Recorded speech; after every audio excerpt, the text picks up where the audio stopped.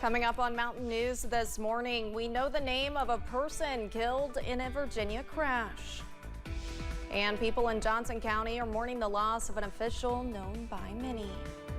Dedicated to Eastern and Southern Kentucky, this is WYMT Mountain News This Morning. Good morning, I'm Olivia Calfee. We are just past 5:30 on Tuesday, June 18th. Now first, let's send it over to meteorologist Tim Drawbridge for a look at your forecast this morning.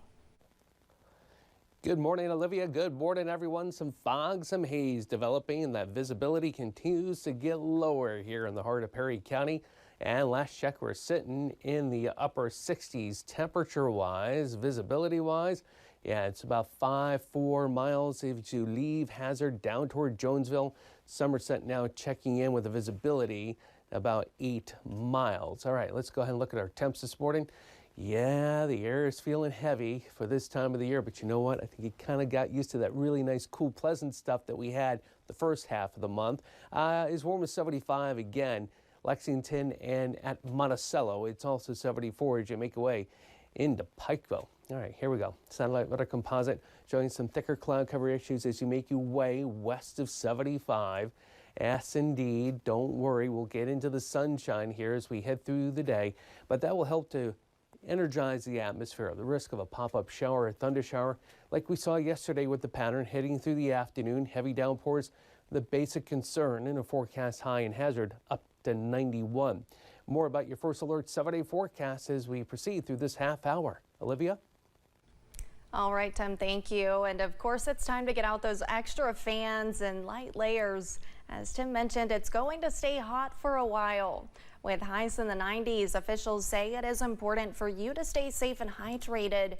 If you need to go outside, make sure to keep your trips quick. One local health professional has some tips before heading out the door. If we can wear lightweight, loose-fitting clothing, those would be ideal. Wearing wide-brimmed hats to keep us protected. Avoiding sunburn as well. Wearing a sunscreen that is SPF 15 or higher that protects against UVA, UVB rays, and applying that 30 minutes before going outdoors and frequently reapplying as well will give you the best protection. We want to avoid sunburn. And don't forget to take extra precautions with your pets. Veterinarians suggest having extra water on hand and maybe even putting boots on their paws in case the ground is too hot. An Indiana man died after an incident in a southern Kentucky lake this past weekend, and now officials are looking to see if it was the result of a drowning. It happened in a section of Lake Cumberland in Wayne County. We are learning more about what happened and who died.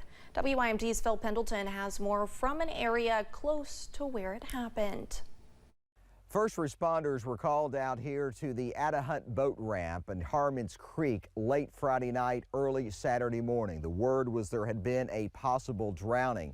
And when they got here, they were able to find 39-year-old Jason Bradley of Indianapolis, Indiana, in the lake. But from what we were told, he jumped off and never resurfaced. Fish and wildlife officers were called just before midnight Friday. It was right before the popular Thunder Run event on the lake, and typically there's a lot of boats and coves around the lake then. Bradley was visiting the lake from Indiana, where he worked in the flight department at the Indianapolis International Airport for the Indianapolis Colts NFL team. In a statement, the team says they are heartbroken. They say Bradley was loved and admired by many within that organization. Officials say they believe Bradley struck his head either as he was jumping into the water or after he went in the water. From boating accidents to accidents involving swimming, officials say there have been several tragic events on the lake within the past year. They say personal flotation devices are usually very key in many of them. I would recommend having a PFD on, or at least relatively accessible. Maybe take one with you. Maybe have somebody watch you as you swim. And I am told that the section of the lake where they found Jason Bradley's body was in about 40 feet of water. And officials tell me that it does not take great depths of water, deep water, for these deadly incidents and accidents to happen in. In Wayne County, Phil Pendleton, now back to you. The Wayne County coroner was waiting on autopsy results before labeling Bradley's cause of death. The Corbin Police Department issued a golden alert for a man last seen on Saturday. Officials are searching for 27-year-old Cameron Carthers. He was last seen in the Master Street area of Corbin.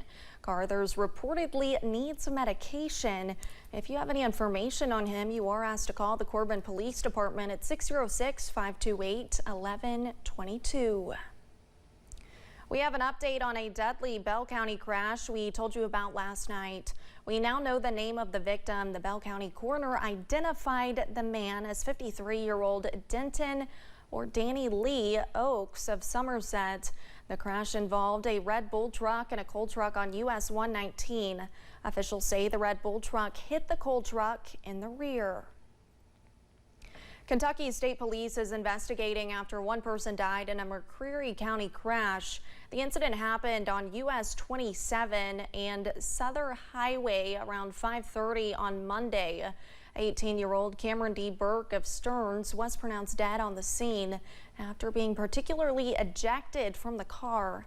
Two of the passengers in the other car were flown by helicopter to the University of Tennessee for non-life-threatening injuries.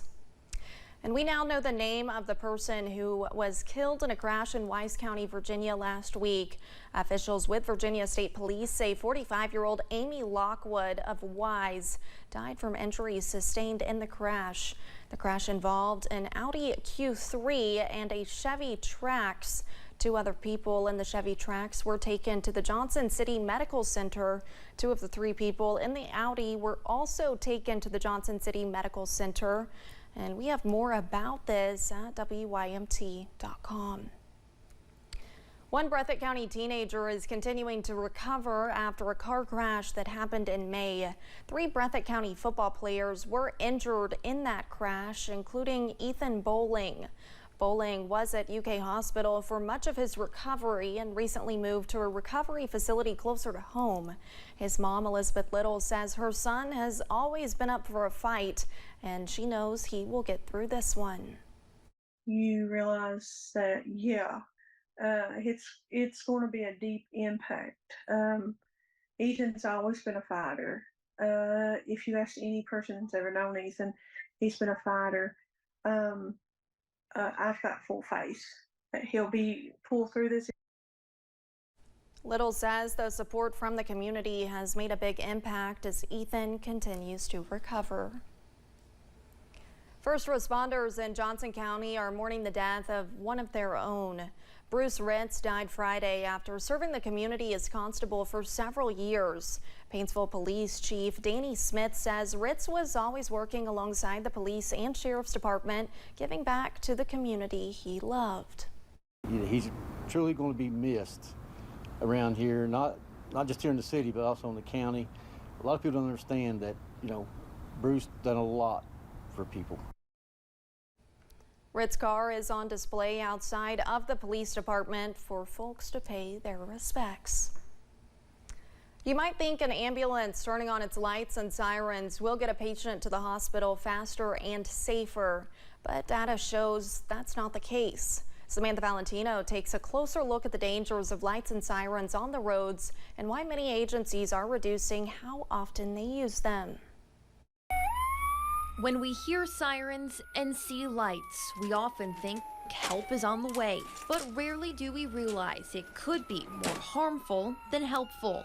Data from the National EMS Quality Alliance shows that the use of lights and sirens only shortens an ambulance's response time by 30 seconds to 3 minutes. They also increase an ambulance's chance of being involved in an accident by more than 50%. Using those lights and sirens can actually increase harm to the patient, to the ambulance crew, the clinicians who are taking care of us, and everybody else on the road.